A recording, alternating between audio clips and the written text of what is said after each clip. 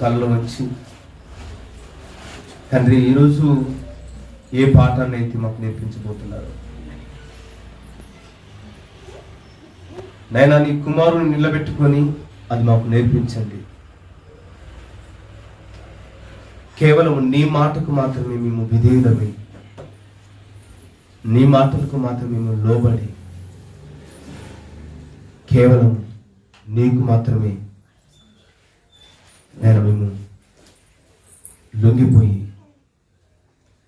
మా బ్రతుకులను మార్చడానికి, మా జీవితాలను చక్కబెట్టడానికి ఏ మాటలైతే నేర్పిస్తున్నారో ఆ మాటల యందు మేము నమ్మకము కలిగి విశ్వాసముతో ఆ మాటలు విని విశ్వాసములుగా నీ పిల్లలుగా ఎదుగులాగా కృప చూపి సాయం చేయమని చెబుతున్న నాకు తోడుగా ఉండి ఈ మాటలో ఉన్న భావాలను నేను కూడా అర్థం చేసుకొని తండ్రి నీ కొరకు మరీ ఎక్కువగా బ్రతుకులాగా సహాయం అనుగ్రహించు. యేసుక్రీస్తు వారికి శ్రేష్టమైన నామములో ఈ ప్రార్థన ఉంచున్నాం తండ్రి, ఆమేన్. కుడి వచ్చిన మీ అందరికీ మన రక్షకుడైన యేసుక్రీస్తు వారి పుణ్యనామమును శుభములు వందనములు చెల్లిస్తున్నాం. ప్రియులారా, ఈరోజు ఈ పాఠం మన బ్రతుకులో ఒక ప్రాముఖ్యమైన పాఠంగా నిలిచిపోవాలి. చెప్పబడే ప్రతి మాట బైబిల్లో వ్రాయబడి ఉంది కనుక వ్రాయబడిన అక్షరాలను దేవుని మాటలుగా స్వీకరించుకొని ఆ మాటలందు నమ్మకం ఉంచి కేవలం ఆ మాటలకు మాత్రమే లోబడే విధంగా మీ మనస్సులను దేవుని వైపు త్రిప్పవలసిందిగా మనం చేస్తున్నాను. ఈరోజు మనం నేర్చుకుంటున్న లేదా దేవుడు మనకు నేర్పిస్తున్న ఒక అమూల్యమైన పాఠం, దేవుని రాజ్యం వచ్చిందా వస్తుందా? దేవుని రాజ్యం వచ్చిందా వస్తుందా అనే ఈ పాఠంలో ఉన్న ప్రతి భావాన్ని ఈరోజు మనం అర్థం చేసుకుంటే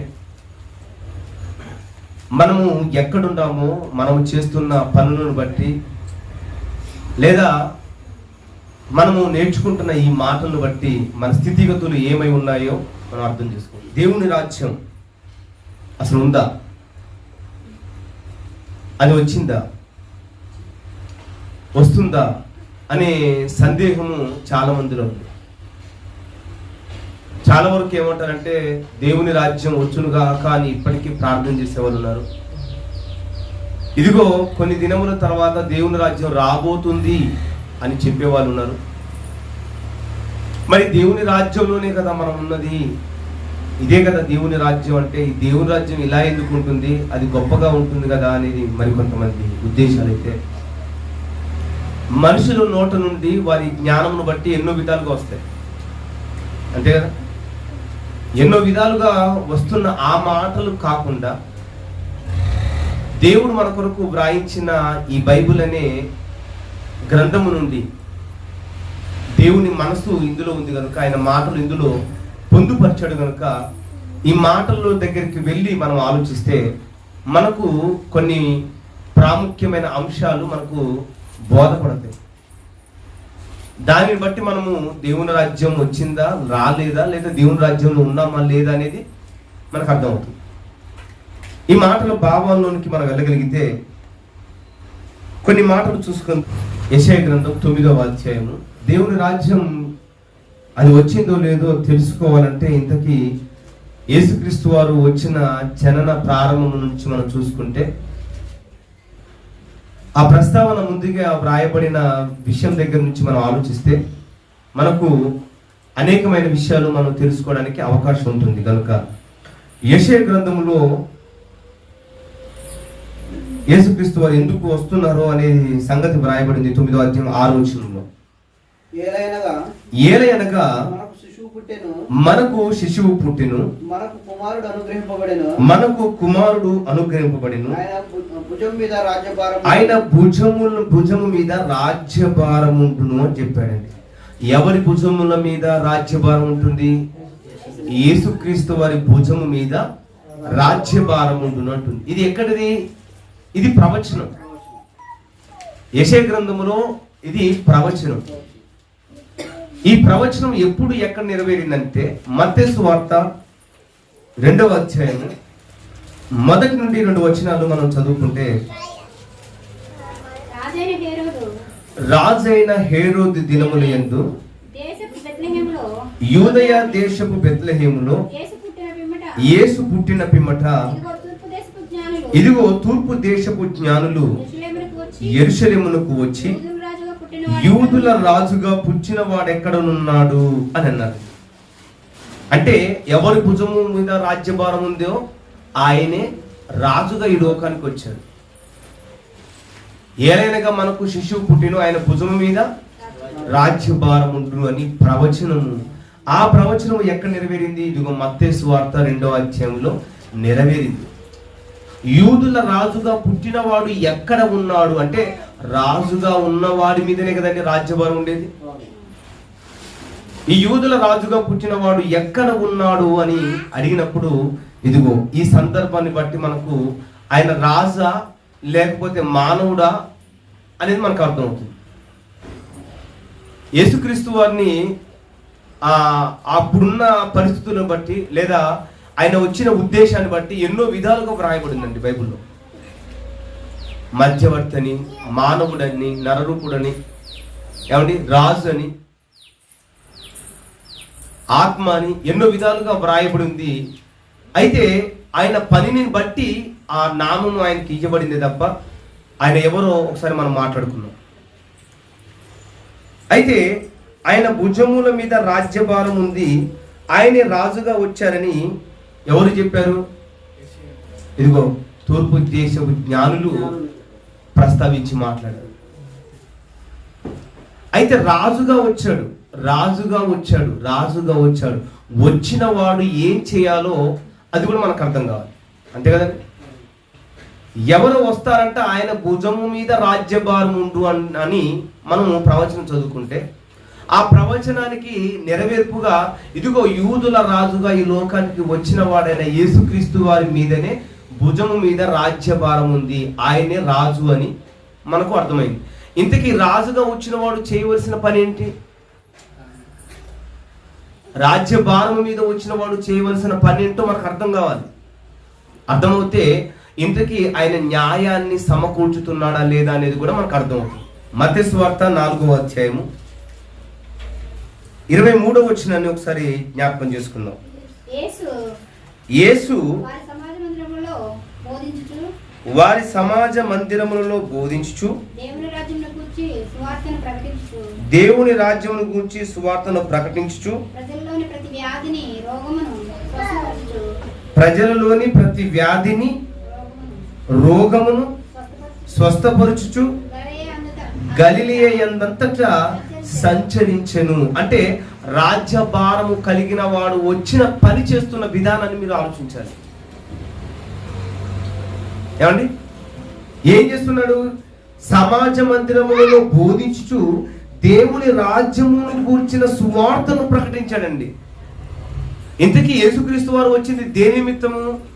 రాజ్యభారము కలిగి రాజుగా వచ్చిన వాడు ఇదిగో రాజ్య సువార్తను ప్రకటించుచున్నాడు. రాజ్య సువార్తను ప్రకటించుచున్నాడు.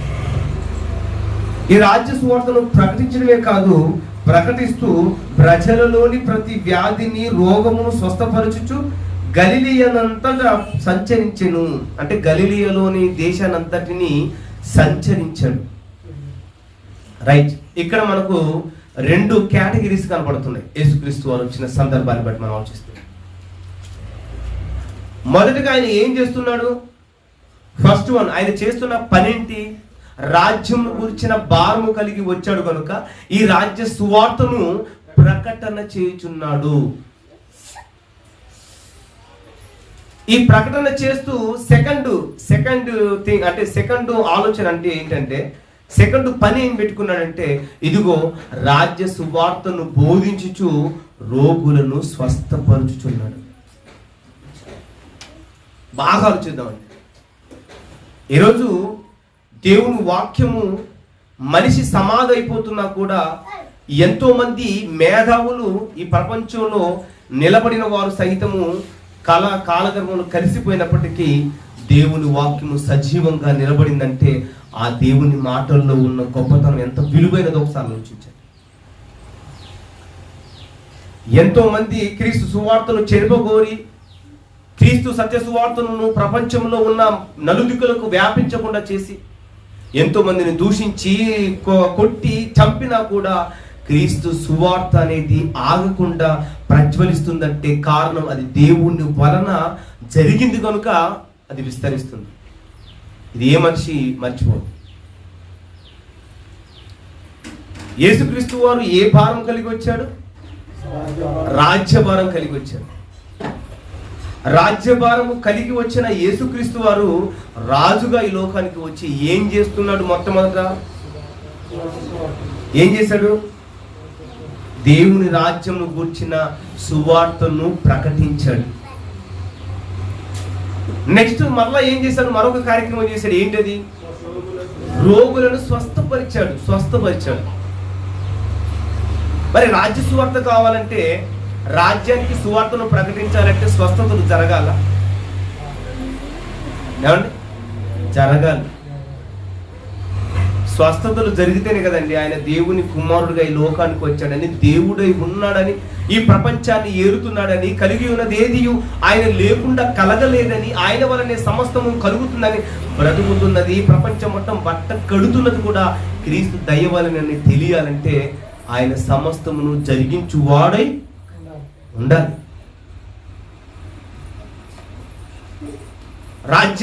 రాజ్యభారము కలిగిన క్రీస్తు సువార్తను ప్రకటిస్తూ రోగులను స్వస్థపరుస్తున్నాడు. ఎందుకంటే ఆయన ఎవరని తెలియాలి, వీళ్ళకి తెలియాలి కనుక ఎవరి వలన కానిది క్రీస్తు వలన సాధ్యమవుతుంది. అయితే ఈరోజు అదే మాటను మత్తయి సువార్తలో వ్రాయబడినట్టుగా లూకా సువార్తలో కూడా చూడండి ఒకసారి. 4వ అధ్యాయం 43వ వచనం. లూకా సువార్త 4వ అధ్యాయం 43వ వచనం. దయచేసి శ్రద్ధగా ఆయన మాటను ఆలకించండి. ఆయన నేను ఇతర పట్టణములలోను దేవుని రాజ్య సువార్తను ప్రకటింపవలెను, ఇందు నిమిత్తం నేను పంపబడితినని వారితో చెప్పింది. యేసుక్రీస్తు వారి గురించి ప్రస్తావన మత్తయి గారు ఇన్ఫర్మేషన్ 2 భాగాలుగా ఇచ్చాడండి. అంటే ఆయన వచ్చిన ఉద్దేశం ఏంటంటే, మొదటగా రాజ్యభారాన్ని కలిగి వచ్చాడు కనుక రాజ్య సువార్తను ప్రకటించుచు ఏం చేస్తున్నాడు? స్వస్థతలు చేస్తున్నాడని చెప్పాడు. కానీ లూకా గారి దగ్గర రాగానే ఒక విషయాన్ని ప్రస్తావించి మాట్లాడుతున్నాడు. ఏమంటున్నాడు? ఇదిగో దేవుని రాజ్య భారమును, రాజ్య సువార్తను ప్రకటింపవలనని ఈ లోకానికి నేను వచ్చానయ్యా. ఈ లోకానికి వచ్చిన కారణం ఏంటంటే, ఇదిగో నశించిపోతున్న వారిని రక్షించాలి, నశించిపోతున్న వారిని బ్రతికించాలి, పరలోక రాజ్యం చేర్చాలి. అందుకోసమే నేను ఈ లోకానికి వచ్చాను అని చెప్పాడు. ఇందులో ఏమైనా సందేహం ఉందండి ఎవరికైనా? ఏమి లేదు కదా. ఆయన వచ్చిన కారణాన్ని చెప్తున్నాడు. ఆ కారణం అనేది మనం అర్థం చేసుకోవాలి. మరి యేసుక్రీస్తు వారి కంటే ముందు వచ్చిన వాడెవరు? ఆ రాజ్యాన్ని గురించి బోధించిన వాడెవరు? యోహాను. యేసుక్రీస్తు వారి కంటే ముందుగా వచ్చి, ఇదిగో పరలోక రాజ్యం సమీపించుచున్నది కనుక మారు మనసు పొందండి, మీ మనసు మార్చుకోమండి ఏకైక వేశాడు యోహాన్ గారు. అదే కేకను అరణ్యంలో యేసుక్రీస్తు వారు వేసి, ఇదిగో ప్రపంచంలో నశించిపోతున్న వారిని తన వైపు మళ్లించుకోవడానికి గొప్ప సూచక్రియలు జరిగించాడు, స్వస్థతలు కూడా జరిగించాడు యేసుక్రీస్తు వారు. అది యోహాన్ వల్ల జరగలేదు. ఎవరి వల్ల జరిగింది? యేసుక్రీస్తు వారి వల్ల జరిగింది. ఆ విషయాన్ని కూడా ఒకసారి చూద్దాం. అదే లూకా సువార్త 8వ అధ్యాయము మొదటి నుండి చూద్దాం. వెంటనే దేవుని రాజ్య సువార్తను తెలుపుచు ప్రకటించుచు ప్రతి పట్టణములోను ప్రతి గ్రామములోను సంచారము చేయుచుండగా 12 మంది శిష్యులను అపవిత్రాత్మలను వ్యాధులను పోగొట్టబడిన కొందరు స్త్రీలను అనగా 7 దెయ్యములు వదిలిపోయిన మగ్దలేనే అనబడిన మరియయు హేరోదు యొక్క గృహ నిర్వాహకుడుగా పూజ భార్యయు యోహన్ననియు సూసన్నయు ఆయనతో కూడా ఉండిరి.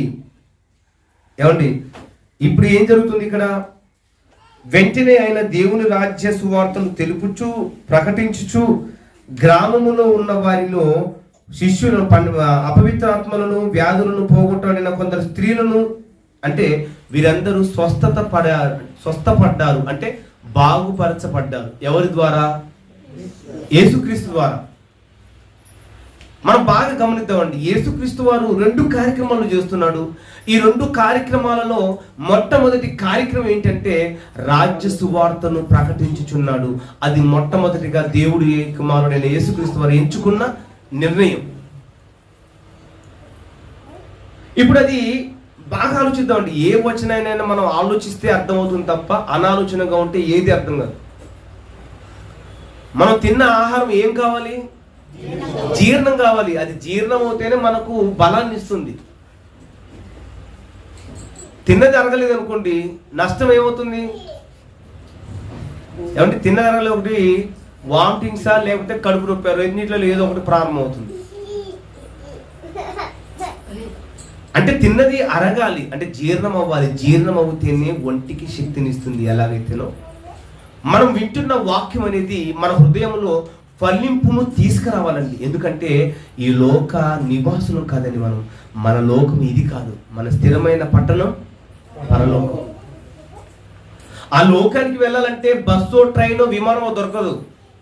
ఇదిగో ఆయన వాక్యం అనేది మన హృదయంలో ఉంటే, అది నిలిచున్న ప్రకారముగా మనం నడుచుకుంటే ఆయన రాజ్యంలో చేరగలం. ఏం చేశాడు యేసుక్రీస్తు వారు?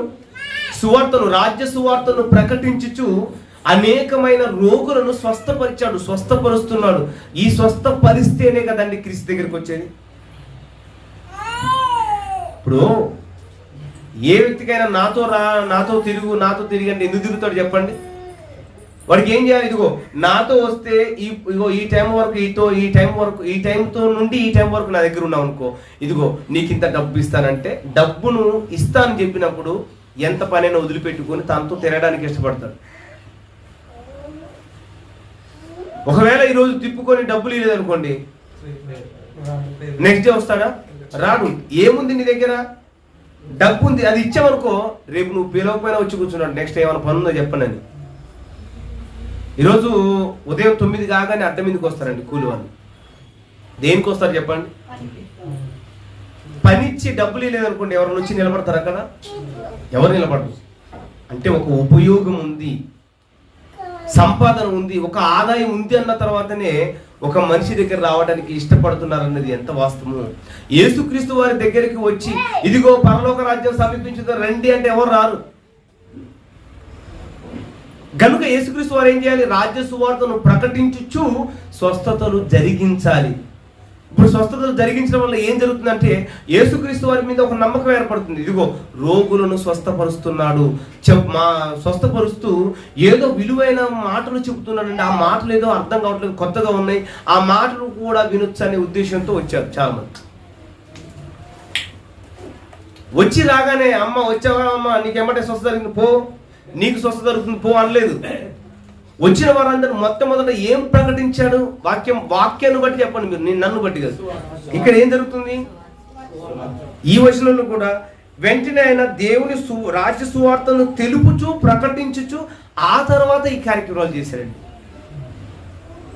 అంటే యేసుక్రీస్తు వారు మొట్టమొదట ప్రాధాన్యత ఇచ్చింది దేనికి?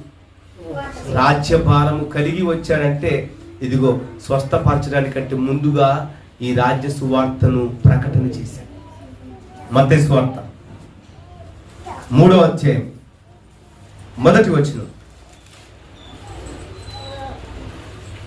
ఆయనకంటే ముందుగా వచ్చిన యోహాను గారు ఏం చెప్తున్నారో చూద్దాం. ఆ దినముల యందు బాప్తిస్మిచ్చు యోహాను వచ్చి పరలోక రాజ్యము సమీపించి ఉన్నది, మారు మనసు పొందుడని యూదయ అరణ్యములో ప్రకటించుచుండెను.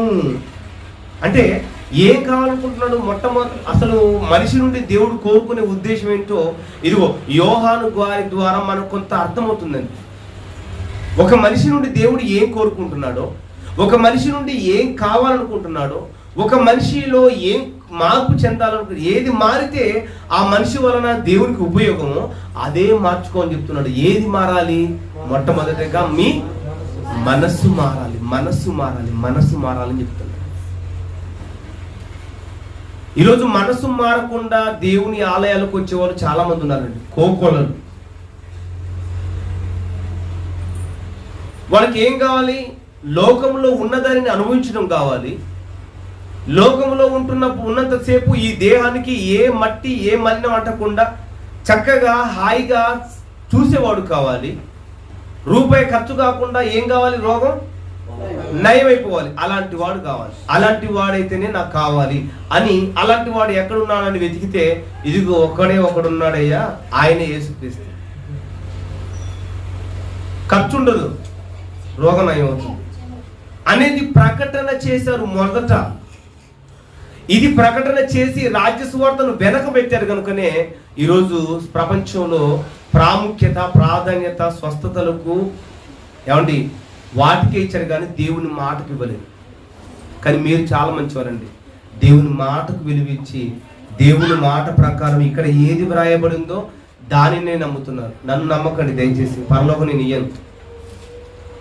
దేవుని మాటలో ఉన్న శక్తి ఎలాంటిదంటే, ఈ మాటలో ఉన్న గొప్పతనం ఏంటంటే, ఏ మనిషి వలన కానిది, ఏ పోలీసుల వల్ల కానిది, ఏ కఠిన శిక్షను విధించిన శిక్ష వల్ల కానిది, క్రీస్తు మాట వలన కఠినమైన హృదయాలు కూడా మెత్తపరచబడి మనిషి యొక్క మలినాన్ని కడిగివేసి పరిశుద్ధంగా పవిత్రంగా చేసే కెపాసిటీ ఉందంటే అది దేవుని వాక్యానికి మాత్రమే ఉంది. అంత విలువైనది.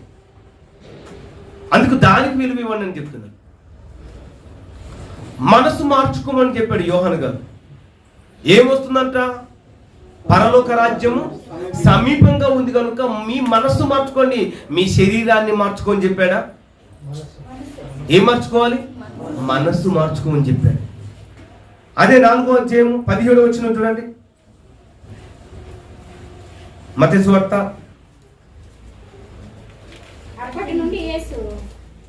4వ అధ్యాయము 17వ వచనం. అప్పటి నుండి యేసు ఎప్పటి నుండి? ఇదిగో యోహాను గారు చెడపట్టకపోయారండి. అంటే ఎక్కడ బందీ అయిపోయాడు యోహాను గారు. ఎప్పుడైతే యోహాను గారు చెరపట్టకపోయారు అంటే బందీలోనికి వెళ్ళిపోయాడో, ఈ బందీకి వెళ్ళిపోయిన తర్వాత ఎవరు వచ్చారు రంగంలోకి? ఎవరు దిగారు? యేసుక్రీస్తు వారు. మరి యేసుక్రీస్తు వారు ఆ యోహాను జైల్లోకి వెళ్ళక ముందు, మీకు అర్థం కావాలంటే జైలు చెరపట్టకపోవడం అంటే జైలుకి వెళ్ళక ముందు యేసుక్రీస్తు వారు లేరా? ఉన్నారు. కానీ అప్పుడు క్రీస్తు మొదలు పెట్టలేదండి. ఎప్పుడైతే ఆయన లోపలికి వెళ్ళి అప్పటి నుండి యేసు, ఈ పై వచనాలు చదివితే యోహాను గారు ఎక్కడికి వెళ్ళాలో మీకు అర్థమవుతుంది. అప్పటి నుండి యేసు పరలోక రాజ్యము సమీపించి ఉన్నది కనుక మారు మనసు పొందుడని చెప్పుచూ ప్రకటింప మొదలు పెట్టెను. అంటే యోహాను గారు చెప్పినట్టుగా, యేసుక్రీస్తు వారు చెప్పినట్టుగా, ఇందాక మనం చదవబడిన సువార్తను బట్టి, సువార్త విషయంలో అంటే వచనాన్ని బట్టి మనం ఆలోచిస్తే మొట్టమొదటిగా దేవుడు ప్రాధాన్యత ఇచ్చేది ఏంటండి? సువార్తను, రాజ్య సువార్తను ప్రకటిస్తున్నాడు. ఆ రాజ్య సువార్తలో ఏం మార్చుకోవాలని చెప్తున్నాడు? మొదట మీ శరీరాలను మార్చుకోండి, మీ ఆకారాలను మార్చుకోండి, మీ రోగాలను తొలగించుకోండి, మీకున్న ఉద్దేశాలను మార్చుకోండి. ఇదిగో మీది ఏది కావాలంటే అది ఇస్తానని చెప్పట్లేదు. ఏం మార్చుకుంటున్నాడు? మనస్సు మార్చుకోమంటున్నాడు. మనస్సు మార్చుకుంటున్నాడు. దయచేసి దేవుని వాక్యానికి విలువ ఇవ్వగలిగితే ఈరోజు చెప్పబడే పాఠం ఒక అద్భుతం అండి. మనసు మార్చుకోమన్నాడు. అందుకే మార్కు సువార్త 1వ అధ్యాయం 40వ వచనంలో అంటున్నాడు. మార్కు సువార్త 1వ అధ్యాయము 40వ వచనం గురించి, లేదా 40 నుండి 43 వచనాల వరకు మీరు చదివితే అందులో ఒక ప్రాముఖ్యమైన విషయం దాగి ఉందండి. ఇది మీరు ఈరోజు అర్థం చేసుకోవడానికి మీరు ప్రయత్నించండి. ఒక కుష్ఠరోగి ఆయన ఎదుటకు వచ్చి ఆయన ఎదుట మోకాలుని, నీకు ఇష్టమైతే నన్ను శుద్ధినిగా చేయగలవని ఆయనతో చెప్పి ఆయన వేడుకున్నాడండి. ఎవరైనా కుష్ఠరోగి. ఈ కుష్ఠరోగి ఏం చేశాడంటే యేసుక్రీస్తు వారు చేస్తున్న అద్భుతములను ఆశ్చర్యక్రియలను జరిగించువాడని గుర్తెరిగి ఆయన యొద్దకు వెళితే ఈయన రోగమును తొలగించడానికి అర్హత కలిగిన వాడని తెలుసుకొని క్రీస్తు పాదాల యొద్దకు వచ్చాడు. కుష్ఠరోగి వచ్చి మోకాలుని దీన మనసుతో, ప్రభువా నీకు ఇష్టమైతే నన్ను శుద్ధినిగా చేయవా ప్లీజ్, ఇదిగో నీకు ఇష్టమైతే నన్ను స్వస్థపరచవా అని ఎవరిని అడుగుతున్నారు? కుష్ఠరోగి అడుగుతున్నాడు. మరి ఆయన ఎవరండి? యేసుక్రీస్తు వారు ఎవరని నమ్మకంతో వచ్చాడు? కుష్ఠరోగి స్వస్థపరచగలడనే నమ్మకంతో వచ్చాడు. మరి యేసుక్రీస్తు ఏం చేశారో చూద్దాం. ఆయన కనికరపడి చెయ్యి చాపి వారిని ముట్టి నాకిష్టమే నీవు శుద్ధుడవు కమ్మని వారితో చెప్పాను. జస్ట్ ఒక మాట పలికాడండి.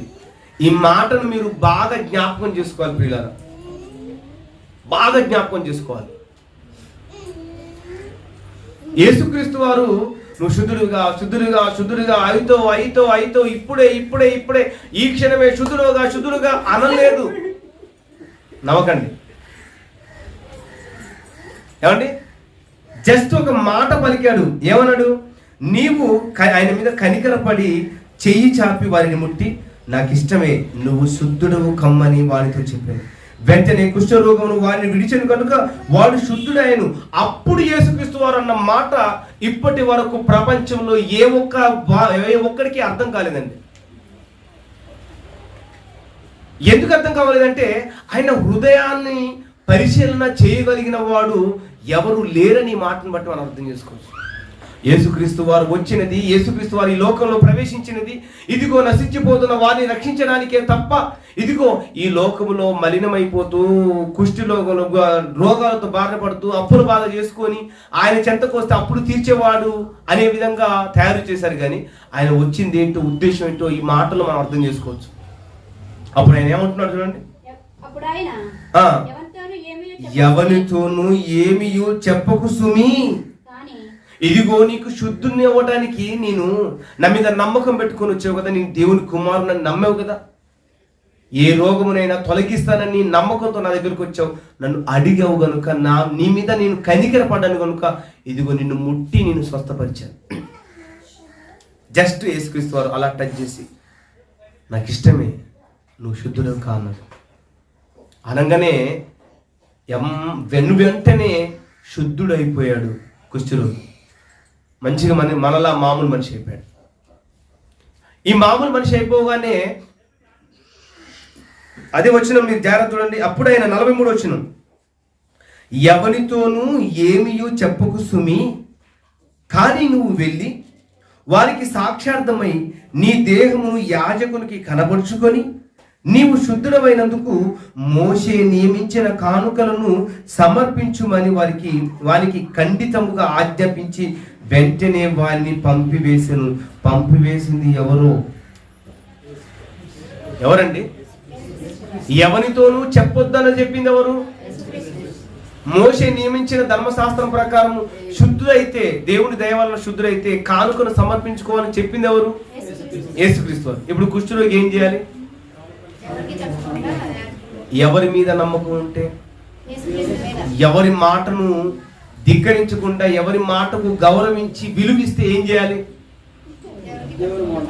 క్రీస్తు మాటకు విలువనిస్తే, ఆయన మాటను గౌరవిస్తే ఎవరికి చెప్పకుండా ఉండాలి. కానీ ఏం జరిగిందో మీరు చదవండి. 45 వచనం, అయితే వాడు వెళ్ళి దానిని గూర్చి విస్తారముగా ప్రకటించుటకును ఆ సంగతి ప్రచురము చేయుటకును ఆరంభించను కనుక ఆయన ఇక పట్టణములో బహిరముగా ప్రవేశింపలేక వెలుపల అరణ్యములో నుండిను నలుదిక్కుల నుండి జనులు ఆయన యొద్దకు వచ్చుచుండేది. నేను ఇంటి దగ్గర బైబిల్లో రాసుకొని వచ్చిన పదాల, లేకపోతే మీ వాక్యములో నేను చదువుతుంటే మీకున్న బైబిల్లో కూడా వ్రాయబడి ఉందా?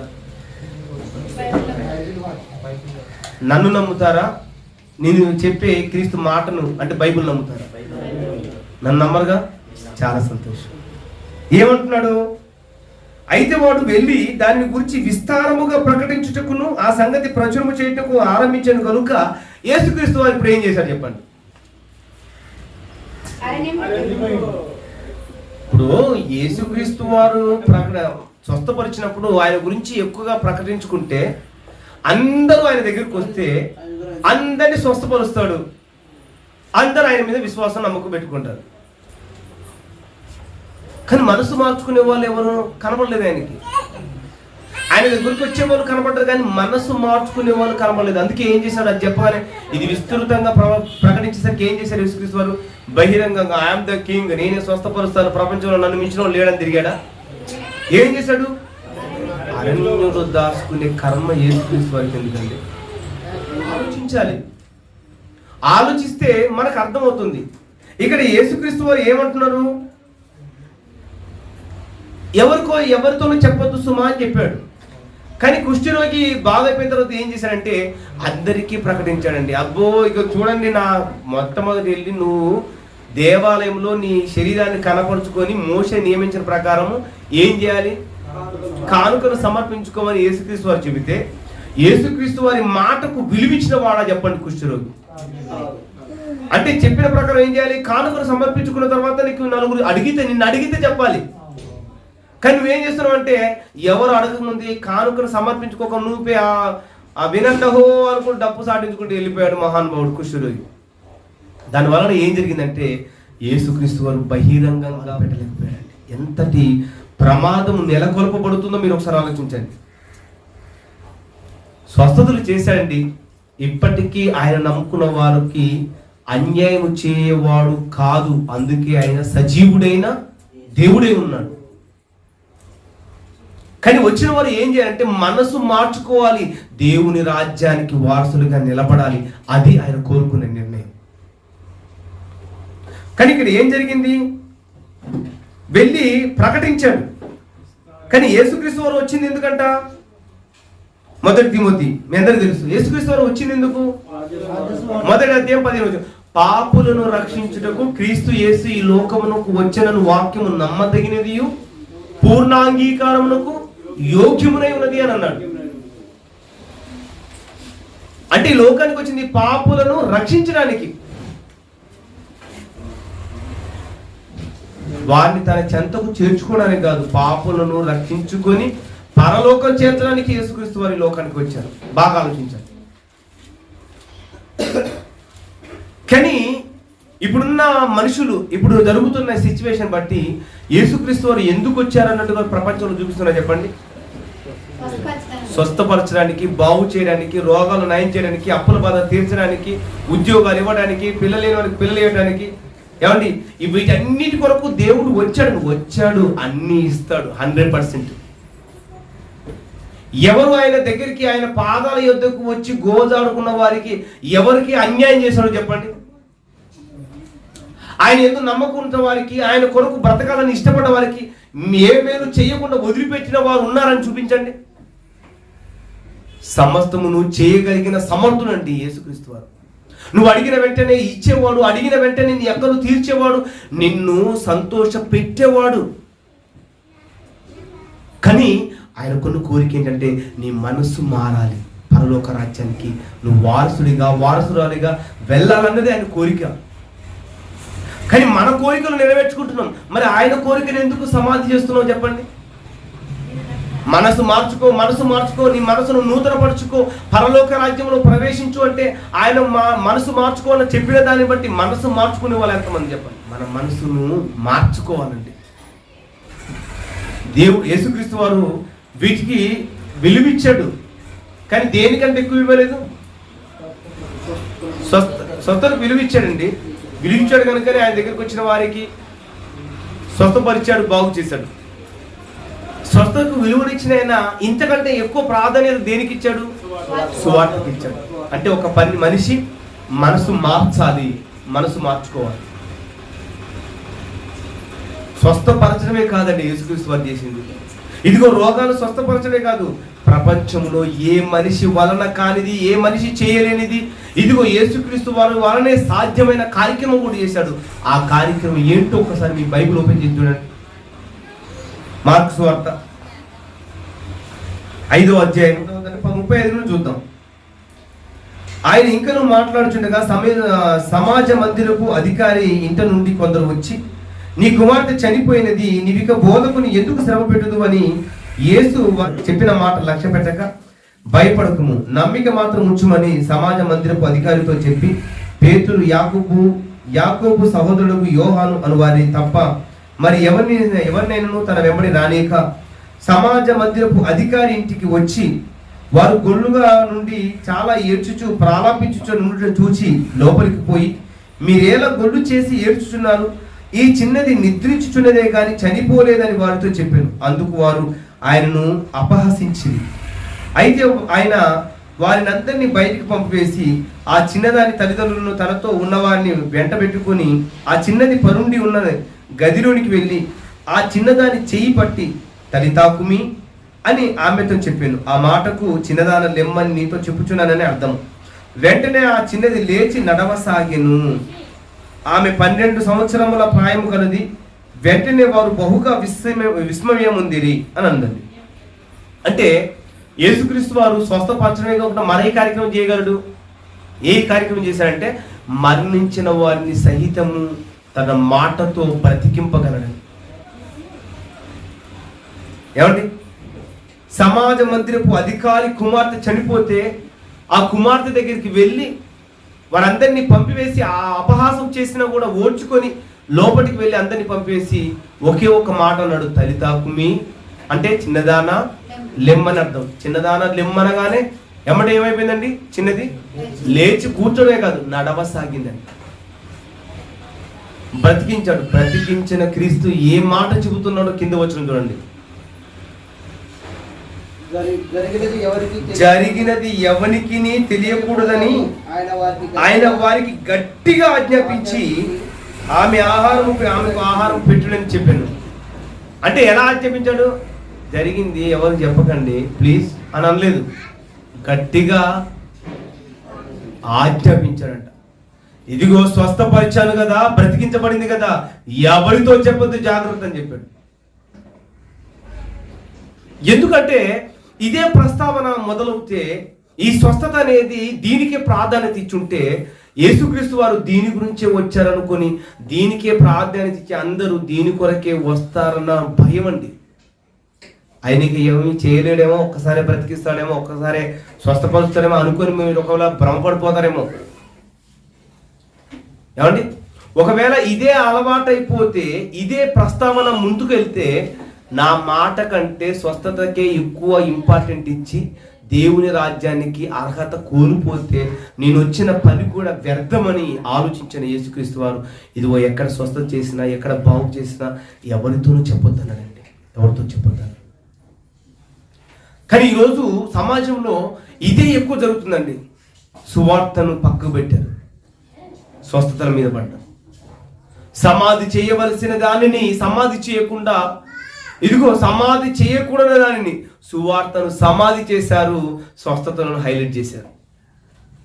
కానీ హైలైట్ చేయాల్సింది ఏంటి? సువార్త హైలైట్ అయిపోవాలి. అంటే ఒక మనిషి మనసు మార్చి పరలోక రాజ్యానికి అర్హత సంపాదించుకునే విధంగా చేయటము ప్రాముఖ్యం అండి. అది హైలైట్ అయిపోవాలి. స్వస్థత ఎలాగైనా జరుగుతుందండి. ఎంతమంది లేరండి? ఈరోజు నేను ఇక్కడ నిలబడ్డానంటే మా పెద్దమ్మ బాగవుతేనే, అంటే మరణం స్థితిలో ఉన్నప్పుడు నేను చర్చికి వెళ్ళి ప్రార్థన చేసుకుంటే చనిపోతుంది 100% చనిపోతుందని డాక్టర్ చెప్తే నేను ప్రార్థన చేసి మా పెద్దమ్మ కోసం ప్రార్థన చేస్తే బ్రతికింపబడింది కనుక ఈరోజు ఇక్కడ నిలబడ్డాను. కానీ నిలబడ్డ నేను దీని మీద ఇంపార్టెంట్ లేదండి, దేవుని మాటకు విలువిస్తున్నాను. అది అర్థం చేసుకోండి. ఇదే జరగాలి, ఇదే ఎక్కువ ఉంది, ఇదే ఎక్కువ జరుగుతుంది, దీనికే ఇంపార్టెంట్ ఇవ్వట్లేదు. మనం ఏం చేయాలి? ఏమంటే ఈ విధంగా వచ్చిన ప్రతి ఒక్కరిని ఏ విధముగానైనా తన వైపు మళ్లించుకుంటాడండి క్రీస్తు. రోగం పెట్టా, యాక్సిడెంట్ చేశా, ఏమంటే ఉన్న డబ్బు పోగొట్టా, ఏదో విధంగా తన యొద్దకు రప్పించుకుంటాడు. వచ్చినప్పుడు ఆయన మాటకు విలువనిస్తావా సరి, లేకపోతే ఇక నిన్నెవరు బాగు చేయలేదు. ఇక వచ్చిన నువ్వు ఏం చేయాలంటే, ఇదిగో రాజ్య సువార్తను ప్రకటించడానికి, ఆయన రాజ్యంలో నిలకడగలిగి ఉండడానికి ప్రయత్నించాలి తప్ప ఇదిగో వీటి మీద నువ్వు వెళ్ళొద్దని చెబుతున్నది వాక్యం. ఎందుకంటే దేవుని రాజ్యం వచ్చిందా, వస్తుందా? ఇంతకీ మనకు రాజ్యంలో ఉన్నావా? ఉంటే ఎలా ఉండాలి, దేనికి ప్రాధాన్యత ఇవ్వాలి, అదే మనం నేర్చుకుపోయేది. రైట్, ఇంకా చూద్దాం. మత్తయి సువార్త 6వ అధ్యాయం 10వ వచనం ఒకసారి ఆలోచిద్దాం. శిష్యులకు ప్రార్థన నేర్పిన యేసుక్రీస్తు వారు ఏమని నేర్పుతున్నాడో చూడగలిగితే, పరలోకమందున్న మా తండ్రి, నీ నామం పరిశుద్ధపరచబడునుగాక, నీ రాజ్యము వచ్చునుగాక అన్నాడండి. వచ్చునుగాక, నీ రాజ్యము వచ్చుగాక అని ప్రార్థన చేపించాడు. క్రీస్తు ప్రార్థన చేశాడు. అంటే దీన్ని బట్టి మనకి ఏమర్థం అవుతుంది? ఇంకా రాలేదు, కానీ అక్కడే ఉండిపోద్దండి. మనం అక్కడే ఉంటే వాక్యం అర్థం కాదు.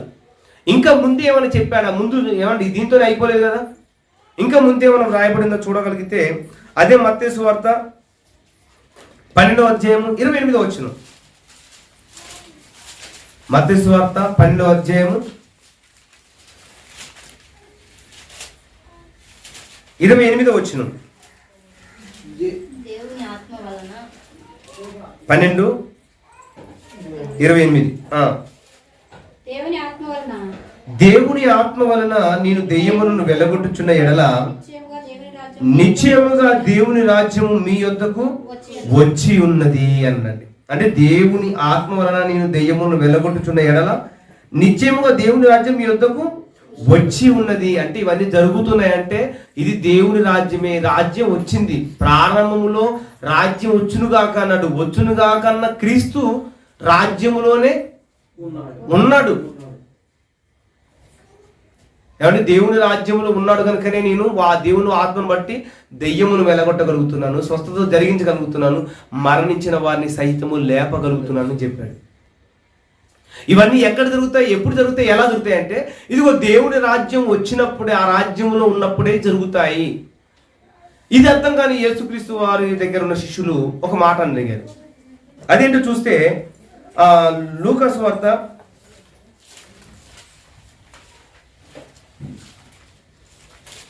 17వ అధ్యాయం 20వ వచనం. శాస్త్రులు పరిచయులు ఒక క్వశ్చన్ వేస్తున్నారండి యేసుక్రీస్తు వారిని. లూకా సువార్త 17వ అధ్యాయం 20వ వచనం.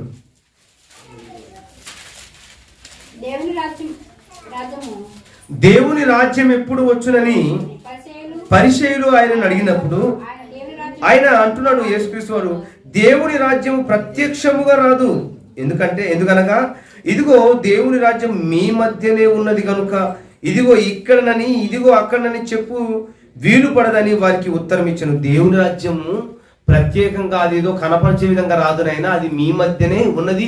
ఇప్పుడు మీరు దేవుని రాజ్యంలోనే ఉన్నారని యేసుక్రీస్తు వారు పరిచయులకు సమాధానం ఇచ్చాడు. అంటే వీళ్ళందరూ ఎక్కడున్నారు? దేవుని రాజ్యంలో ఉన్నారు. ఈ దేవుని రాజ్యంలో ఉన్నారు కనుకనే దేవుని రాజ్యంలో ఉన్న వీరు ఈ అద్భుతాలు సూచక్రియలు చేయగలిగారండి. ఎవరు? ప్రారంభపు క్రైస్తవుల అపోస్తలులు. మరి ఇప్పటికీ కొనసాగుతున్నాయా? ఈ స్వస్థతలు ఆగిపోయాయి అంటే వాటికి ఒక పాఠం ఉంది, అది ఒకసారి నేర్చుకుందాం.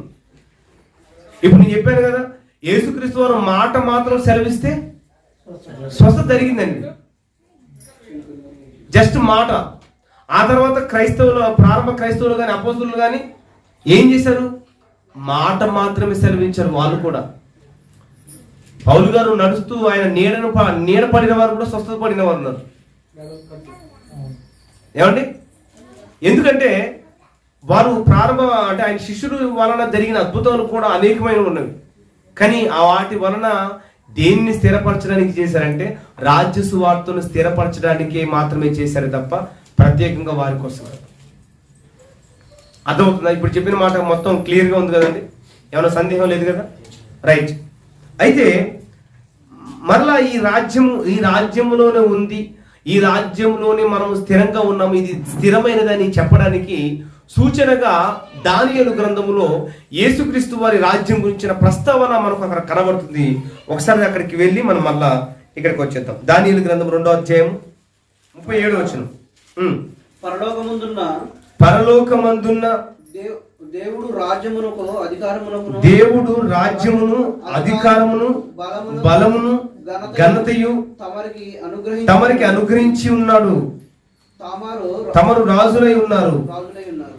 అంటే దీనికి ముందుగా ఉంటుంది 36వ వచనం పైన చూడండి. ఆ 35 నుంచి చూద్దాం. లేకపోతే అంతటా ఇనుమును మట్టియు ఇత్తడియు వెండియు బంగారమును ఏకముగా దంచబడి కళ్ళెములోని చెత్తవలే కాగా వాటికి స్థలము ఎచ్చుటకు దొరకకుండా గాలి వాటిని కొట్టుకొని పోయిను.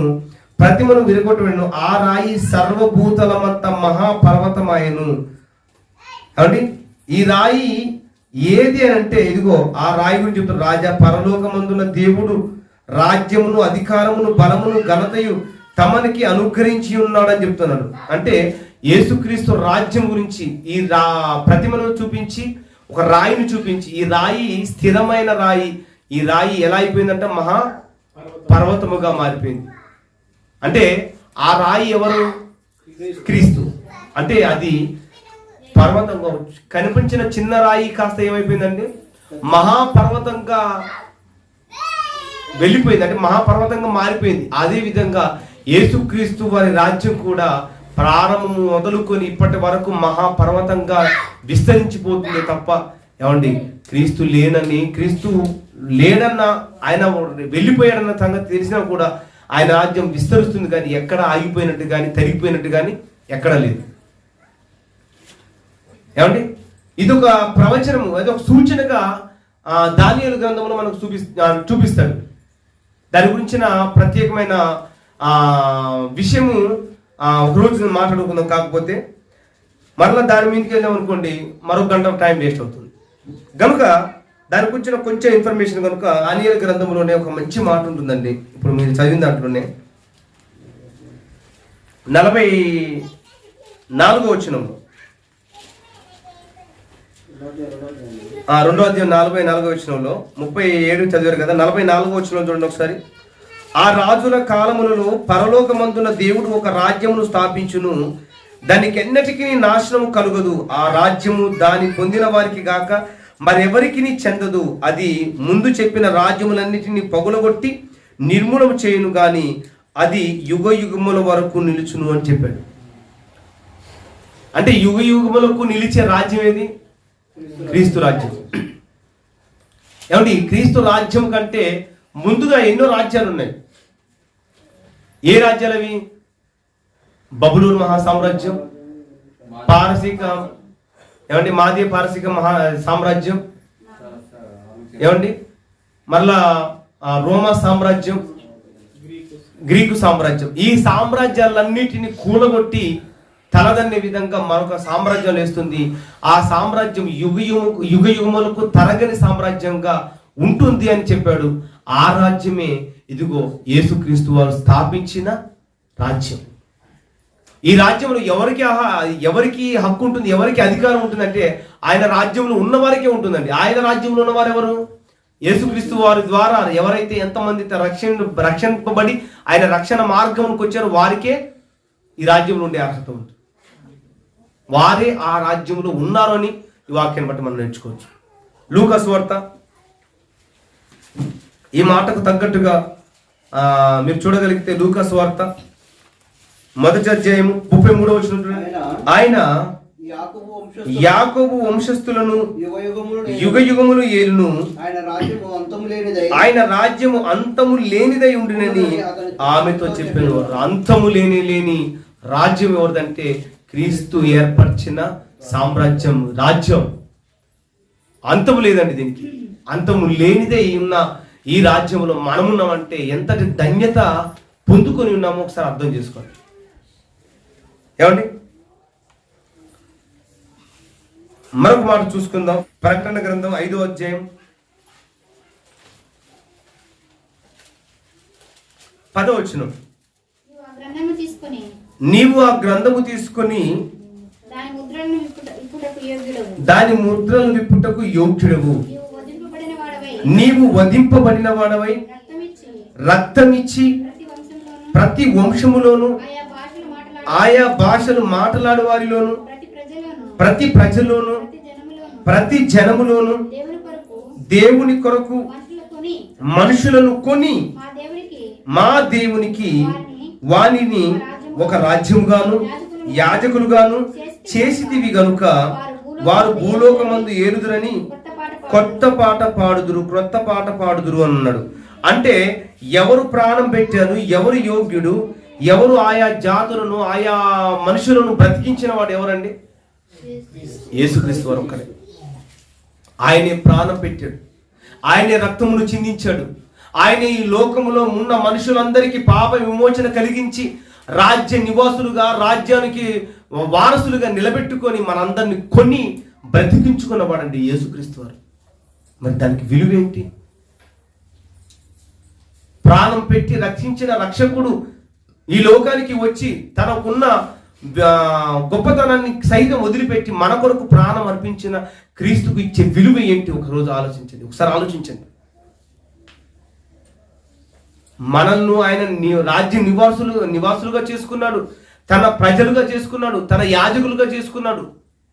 ఎప్పుడు చేసుకున్నాడు? ఎలా చేసుకున్నాడు? ఏమంటే మన స్థితి ఏంటి? ఎలాంటిది మన స్థితి? ఒకసారి ఆలోచించుకోండి. కొరింథీయులకు రాసిన పత్రికలో, క్షమించండి, పేతురు రాసిన పత్రికలో దీని గురించిన ప్రస్తావన ఉంటుంది, గుర్తు చేసుకోండి ఒకసారి. పేతురు రాసిన పత్రిక మొదటి పత్రిక 2వ అధ్యాయం 9వ వచనం.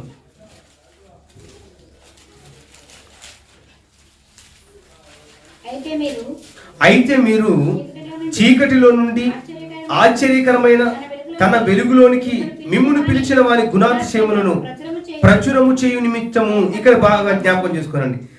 చీకటి నుండి ఆశ్చర్యకరమైన తన వెలుగులోనికి పిలిచిన వారి గుణాతిశయములను, ఆయన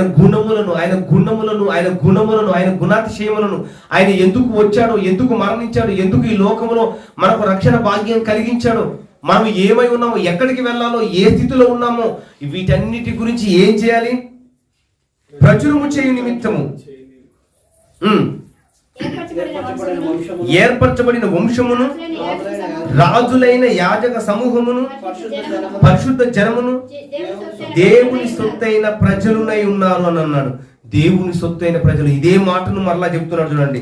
ఇదిగో నువ్వు ఆయా మా భాషలు మాట్లాడు వారిలోను ప్రతి ప్రజలోను ప్రతి జనములోను దేవుని కొరకు మనుషులను కొన్నావు. ఎలా కొన్నావంటే ప్రాణం ఇచ్చి రక్తము కార్చి కొన్నావు. కొని మా దేవునికి వారిని ఎలా చేశాడు? ఒక రాజ్యంగాను యాజకులుగాను చేసి కనుక భూలోకమందు ఏలుదురని కొత్త పాట పాడుదురు.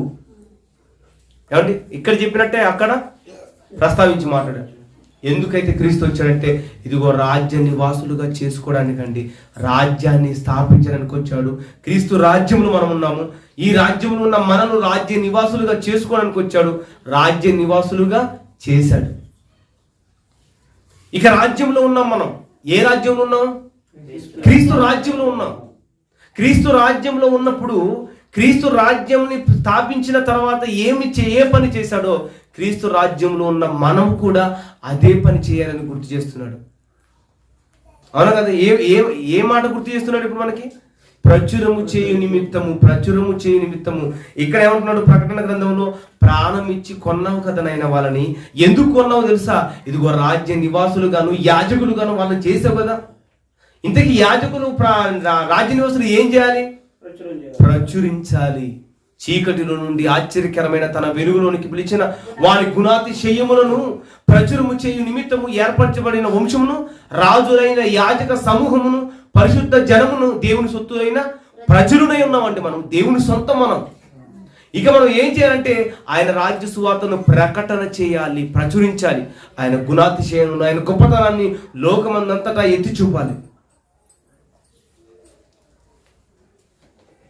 దేనికి ప్రాధాన్యత ఇవ్వాలో ఇదిగో రాజ్య నివాసములో రాజులుగా ఉన్న మనము చేయవలసిన పని ఏంటో చెప్తున్నాడు. ఐఎమ్ ద కింగ్ అని చెప్పి మీ ఇంటర్కి వచ్చి అమ్మ ఒక ముద్దుంటే ఏరా అని అనుకోండి. ఎలా చర్చిలో ఐఎమ్ ద కింగ్ అన్నా, ఇక్కడికి వచ్చే అమ్మ ఒక ముద్ద ఏడన్నా బుద్ధి ఉందా అంటారు. అర్థమవుతుందండి?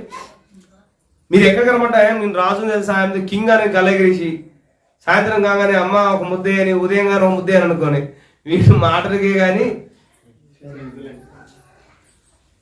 అంటే ఇప్పుడు మనం ఎవరు అండి? రాజులైన యాజక సమూహము. రాజ్యాన్ని స్థాపించడానికి మనకు ఒక వంతుంది, మనకు ప్రాధాన్యత ఉంది, మనకు హక్కు ఉంది. ఈ హక్కున్న హక్కుదారులమైన మనము రాజ్య నివాసులుగా అనేకులను చేయటానికి మనము ఆయన గుణాతిశయములను ప్రచురము చేయాలి. ఎందుకంటే రాజ్య నివాసులుగా వారిని కూడా చేర్చడానికి. రాజ్యంలో ఏర్పరచబడిన వారికే కదండి. ఇంకా ఏర్పరచబడిన వారు ఉన్నా కూడా వారు ఇంకా రాలేదంటే వారు ఇంకా రాజ్యంలో పాలు పొందుకోలేదని అర్థం. చూసారా? దేవుని మాటకు విలువిచ్చేది ఎవరు? దేవుని మాటకు లోబడేది ఎవరు? దేవుని మాటను బట్టి, ఆయన మాటను బట్టి ప్రవర్తించుకొని ఆయన రాజ్య నివాసులుగా చేసేదెవరు? ఎలాంటి వారికి పరలోక రాజ్యం ఇస్తానో తెలుసా? ఇదిగో రాజులైన యాజక సమూహమైన మీరు ప్రచురము చేయ నిమిత్తం ఈ లోకానికి వచ్చాను. ఆయన ప్రకటించండి, నన్ను ప్రకటించండి అని చెప్పాడు.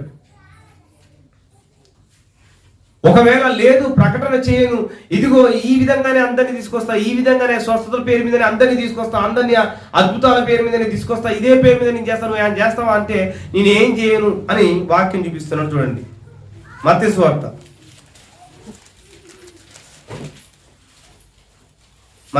7వ అధ్యాయం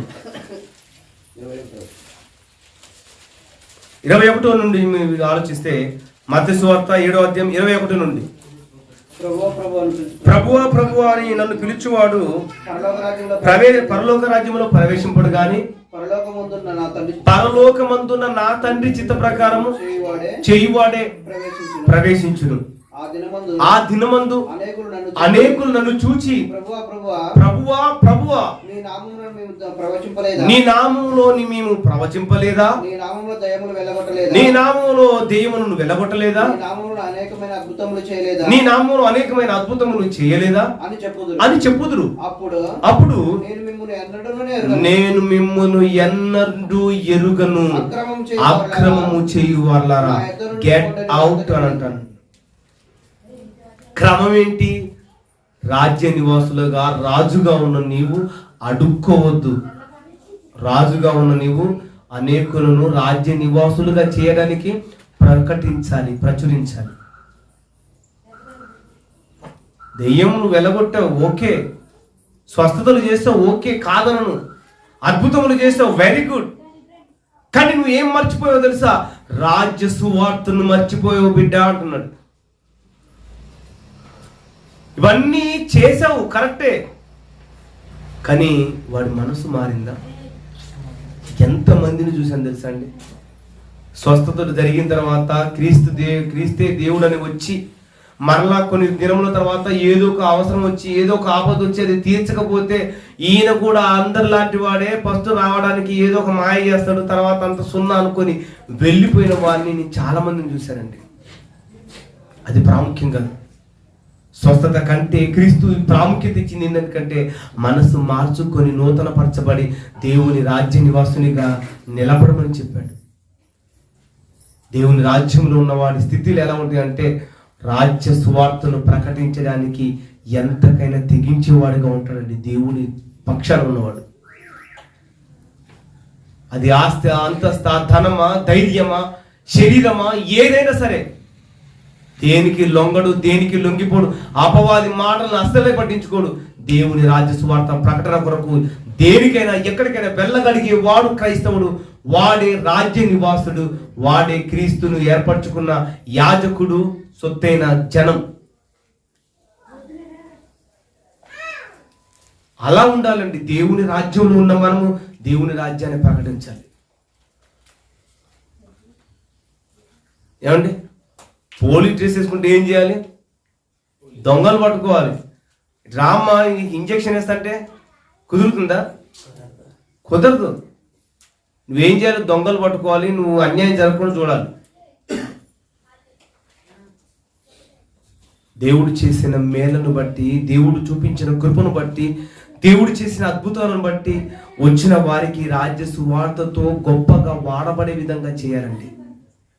అదే ముఖ్యం అనుకుని, అదే శాశ్వతం అనుకుని అదే భ్రమలో ఉండకూడదు. క్రీస్తు చెంతకు ఈరోజు ఏ ఉద్దేశంతో మీరు వస్తున్నారు? యేసుక్రీస్తు వారిని ధరించుకున్నాము, క్రీస్తును కలిగి ఉన్నాము, మేము క్రైస్తవులను గొప్పగా బ్రతుకుతున్న మీరు క్రీస్తు చెంతకు ఏ ఉద్దేశంతో వచ్చారు? ఒకవేళ మీరు క్రీస్తుని ఈ లోకములో ఉన్న ఈ సుఖభోగాల కొరకే క్రీస్తు అయితే మీరు మనుషులందరికంటే దౌర్భాగ్యులై ఉండాలి. చూస్తారా వచనం, లేకపోతే మీకు అందరికి తెలుసా? కొరింథీయులకు రాసిన పత్రిక 15వ అధ్యాయం 1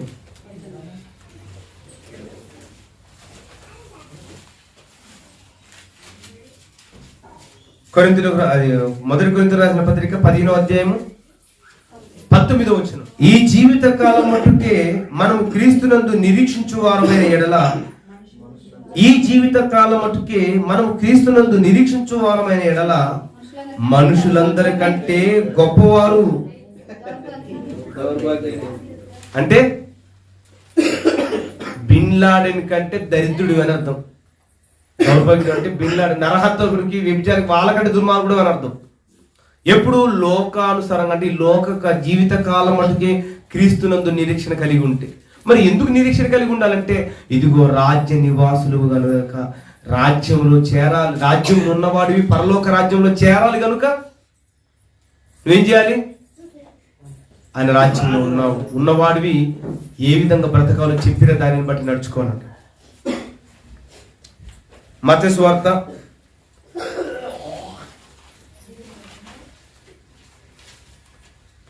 24వ అధ్యాయం 14వ వచనం. మత్తయి సువార్త 24వ అధ్యాయము 14వ వచనం.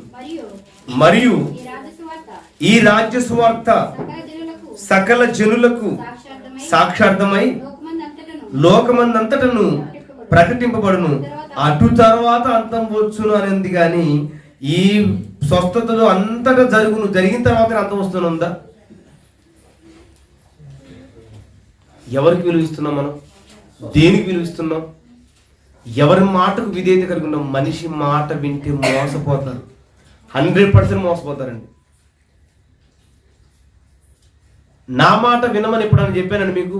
స్టార్టింగ్ నుండి నా మాట చెప్పేవాని అసలే నమ్మొద్దాను. నేను చెప్పబడే మాట ఎవరిదో కాదండి, మిమ్మల్ని కని ఈ లోకానికి పంపించి మరణం అనేది, రోగం అనేది మీ దరికి చేరకుండా అనుక్షణము కాపాడుతూ భద్రపరుస్తూ నీ మీద ఒక నమ్మకాన్ని పెట్టుకొని నీ వలన ఏదైనా జరుగుతుంది, సువార్తను జరిగించడానికి నువ్వు నమ్మకమైన వాడవని నిలబెట్టుకొని నమ్మకం కలిగిన సృష్టికర్త అయిన దేవుని పిల్లలు అండి మీరంతా, నేను కూడా. ఆయన కొరకు బ్రతకడానికి ఇష్టపడుతున్న మన జీవితాలు ఆయనకు లోబడే విధంగా ఉన్నాయా లేదా? పోలీస్ కావడానికి ముందు ట్రైనింగ్ అవసరం.